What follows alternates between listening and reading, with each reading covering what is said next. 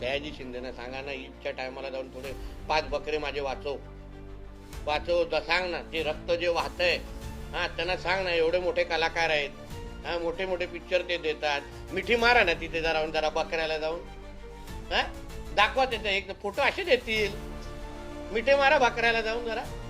उगाच सगळं प्रेम, सगळं पर्यावरण, सगळं हे माझं एवढं पर्यावरणवर प्रेम करायचं का? नक्की करायचं. आपल्याला झाडं पाहिजे तर फुल स्टॉप. पण तेच प्रेम त्याच्या टायमाला दाखवा. बकरीच्या टायमाला दाखवा, मला काही प्रॉब्लेम नाही. ईदच्या टायमाला दाखवा, दुसऱ्या टायमाला काही प्रॉब्लेम नाही. हे ते कुंभमेळाचं त्याच्यात कारण आहे.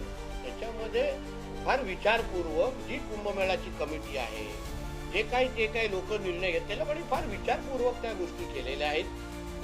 आणि म्हणून कुठल्याही परिस्थितीमध्ये कुंभमेळ्याला बदनाम करायचं हा एक कलमी कार्यक्रम. कधी कोण आता जेव्हा उत्तर प्रदेशला होत होतं तेव्हा पाण्याबद्दल काहीतरी चुकीचं बोलायचं. पाण्याला खास येते, या येते त्या. आता इथे कुंभमेळ्याला येते, इथे झाडाबद्दल. म्हणजे कुठल्याही परिस्थितीत. कधी हजवर बोलताना दिसतात? हिंमत आहे तुमची? परत घरी जाणार नाही.